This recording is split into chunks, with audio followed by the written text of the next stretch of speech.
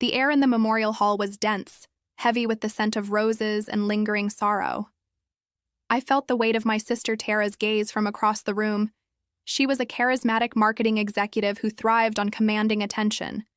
Even here she was performing, her face a carefully crafted mask of feigned empathy. A faint buzz in my hand pulled my attention downward. My husband Ethan's name lit up the screen. The message was brief, a warning that confirmed my suspicions. Don't react. Your sister Tara is recording you. I took a slow, deliberate breath, my face a blank canvas. My thumb moved with precision, typing a single 5-letter word. Haven. I pressed send. In the oppressive silence, a ripple broke through the room. Not a sound, but a synchronized motion. A dozen men in dark tailored suits stood in perfect, eerie unison. They didn't speak. They simply stood, a silent wall of disciplined strength. A collective gasp swept through the mourners as heads turned, tracing invisible lines of power that all converged on me. Tara's smug expression crumbled into raw, panicked confusion. Her trap had backfired spectacularly. It had begun an hour earlier in a small side room where I was comforting my grieving mother. Tara had stormed in, not to console but to complain, her voice sharp as a blade. She was livid that I was set to deliver a eulogy for our father in front of his oldest business associates. Pointing at me, her tone dripped with condescension. You don't get it, Lena. You, with your dull government job. You don't understand real-world pressure or what Dad was really about. She thought she was landing a familiar jab, another mark in the long tally of my supposed shortcomings. To her, I was still the quiet, bookish girl who never measured up, always dismissed with a pat on the head while her ambition was celebrated. Her words echoed years of slights. She smirked, thinking she'd won. Just sit down and let the adults handle this. A cold, quiet fury settled in my core. She wasn't just insulting me, she was trying to professionally undermine me before the will's reading. She wanted me seen as insignificant, an emotional wreck. She thought she was setting a trap, hoping to capture an outburst to prove I was unstable. She had no idea she was the target of a threat assessment I'd authorized an hour earlier. To understand why my husband's entire special operations team was at my father's funeral, you need to know the war Tara started long before his death. In my family's world, I was a shadow at a banquet. The defining memory was a family dinner years before my father passed. The air was thick with the aroma of grilled steak and Tara's overpowering perfume. My father, a man who valued worth in dollars and bravado, raised his glass in a booming toast to Tara, celebrating a major marketing deal she'd closed. He praised her ruthlessness, her ambition, her drive. The table erupted in applause, all eyes on Tara, the radiant star of our family. When the clamor faded, I cleared my throat, my voice small in the sudden hush. I mentioned, almost apologetically, that I'd just been published in a renowned policy journal. My father turned to me, his smile flickering. He gave my arm a patronizing pat. That's nice, dear. All that studying. He turned back to the table, his voice booming again. But Tara's out there making things happen. Tara shot me a triumphant smirk. In that moment, I didn't just feel dismissed. I felt the weight of a lifetime of slights. The science fair he missed for her volleyball match, the student loans I took on because her new car took priority, the years of money's tight that never applied to her. I nodded, a polite smile fixed on my face while a cold, quiet voice inside said, "This is how it is." Now contrast that with my other world, one they couldn't fathom. Picture a windowless room deep inside a government building, lit only by the glow of a massive screen, the air humming with filtered silence. Here, I wasn't Lena, the overlooked daughter. I was Haven, a senior intelligence analyst for a covert agency. On the screen were the weathered faces of a Tier 1 unit, broadcasting from a remote, dusty outpost. Among them was my husband, Ethan, known as Orion, the leader of an elite special operations team, and someone who saw my true worth. I wasn't there as a supportive spouse. I was their strategist, delivering a critical mission brief. My voice was steady, authoritative. "We'll exploit their overconfidence," I said, pointing to a diagram. "The target is a textbook narcissist. We make him think our move is his idea." I looked at the camera, at Ethan. "Orion, your team is the hammer. My intel guides that hammer to the target. My intel brings you home. There were no patronizing pats here, only silence, focus, and the unwavering respect of the world's most lethal operators. They listened. They nodded. When I finished, Ethan's voice came through, crisp and clear. "Copy, Haven. We move on your word." That was the life I'd built, brick by silent brick, in a world my family couldn't touch or belittle.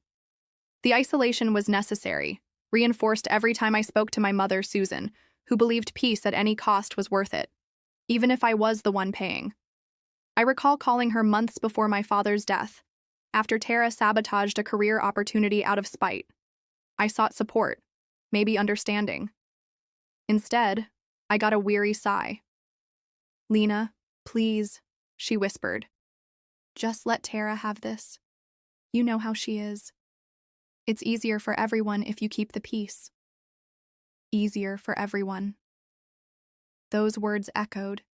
Easier for them to sacrifice my peace for their comfort. That moment clarified with chilling precision that I was alone in that family. They weren't my tribe. My tribe was the quiet professionals who trusted me with their lives. My family was the one I'd earned, not the one I was born into. That call was the final tally in my internal ledger. I stopped seeking their love and began preparing for the inevitable clash. For years, I'd tried to speak their emotional language, hoping they'd see me, but they only respected dominance. So, I decided to speak in the only language they understood. The night my father died, the house was steeped in a hollow silence. Tara, however, was anything but quiet. I overheard her in another room, her voice a sharp murmur on the phone, not to grieving relatives, but to lawyers, already scheming to secure her inheritance. I sat still on the couch, watching her silhouette behind the door, feeling nothing. Grief was a deep, cold ocean within me, but on the surface, I was all observation. I wasn't watching my sister. I was assessing a hostile actor. The emotional part of my brain shut off, and the analyst took over. The decision wasn't born of anger, but necessity, a precise calculation. Tara was a threat to be neutralized, and the memorial would be the battlefield. This wouldn't be an emotional showdown, her domain, where I'd always lost. This would be a tactical operation. The goal wasn't revenge, it was threat elimination. That night, I made a call on a secure line. Ethan answered immediately. My voice was flat, stripped of the emotion he might have expected from a grieving wife. "Ethan, I need to activate a domestic contingency. Protocol Haven's reach." No hesitation on his end, no questions. He didn't hear his wife, he heard Haven, his mission strategist. He understood this wasn't a plea for comfort, it was a directive. I outlined the plan. I needed his team at the memorial, out of uniform, blending among the mourners like shadows. Their role was psychological, a covert force I could reveal at the perfect moment. They were my assets. Ethan's voice was steady. "Copy, Haven. The team is yours. They'll be your eyes and ears, low profile, awaiting your signal. They're honored to have your back on home soil." After we hung up, I opened my laptop. Instead of drafting eulogies, I pulled up a schematic of the funeral home, marking positions, sightlines, and team placements. I wasn't a daughter planning a memorial. I was a strategist deploying a deterrent. Tara thought she was bringing a hidden camera to a family drama. I was bringing a Tier 1 special operations team to a strategic operation. She was walking into my world, by my rules. Back at the memorial, the room felt like a pressure cooker, thick with the scent of flowers and unspoken family tension. Tara was in her element, playing the grieving daughter, moving through the crowd with practiced sorrow. But her eyes were always on me, a predator waiting for a crack in my composure to exploit. She was waiting for me to break. She didn't know the shadows she couldn't see were already in place. Ethan's team was scattered throughout the room, indistinguishable from other mourners in dark suits, ghosts awaiting my signal. Then it came. The buzz in my hand, Ethan's text, "Don't react. Your sister Tara is recording you." I didn't need the warning, but it was the trigger. My gaze lifted, scanning the room slowly, my face a mask of calm grief. My eyes met Ethan's for a split second, a subtle nod.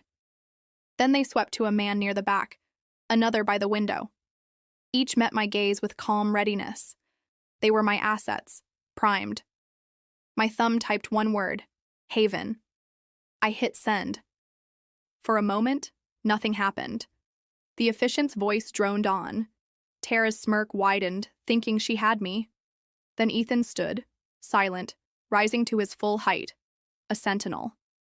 Heads turned. Across the aisle, another man rose, mirroring Ethan's posture. Then two more in the back. Within 5 seconds, a dozen men were on their feet, a silent wall of disciplined power. Their stance wasn't overtly military, but carried a chilling, coordinated unity that drained the room's air. The efficient's voice faltered. A collective gasp swept through as every head turned from the efficient, from my father's portrait, from Tara to me. I was the epicenter of this terrifying display. In the silence, I heard a clatter. Tara's phone hitting the marble floor. Her face, once smug, cycled through confusion, disbelief, and raw fear. Her power, built on manipulation, had been obliterated by a force she couldn't comprehend. She looked to our mother, her last ally, but Susan wasn't looking at her. She was staring at me, her eyes wide with a dawning realization, seeing her daughter for the first time.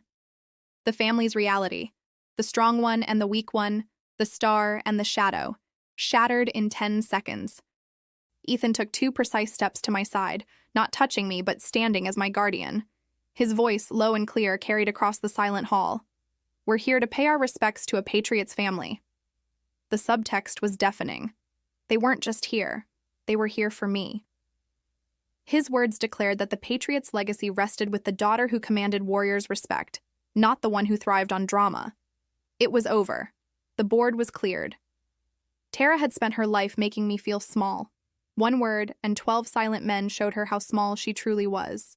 The memorial ended not with a prayer but with hushed whispers, the spell of grief replaced by scandal and speculation. Tara and Susan left quickly, an isolated island in a sea of judgment. No one approached them. They walked out, shrouded in the silence they'd once forced on me. The atmosphere around me shifted.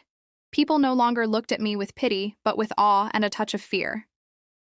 My father's old colleagues, men of influence, approached me. Their demeanor changed. A retired admiral with sharp eyes took my hand, his grip firm. "Lena," he said, "your father never told us." He shook his head. He would have been so proud. I gave a small, sad smile. Part of me knew my father, who only valued visible power, wouldn't have understood my world of shadows. But the admiral's words were for me, and in that moment, a painful chapter closed. The ledger was settled. 6 months later, I sat in my office, a polished brass nameplate on the door, Dr. Lena Voss, Director, Strategic Analysis, Special Projects. A far cry from the boring government job Tara had mocked. I led a briefing at a massive oak table, addressing generals, admirals, and senior officials. My voice was steady, weaving data, intelligence, and profiling into a cohesive strategy. Here, my intellect wasn't just tolerated. It was a national asset. I was in command. Afterward, Ethan waited in the corridor. His proud look said everything.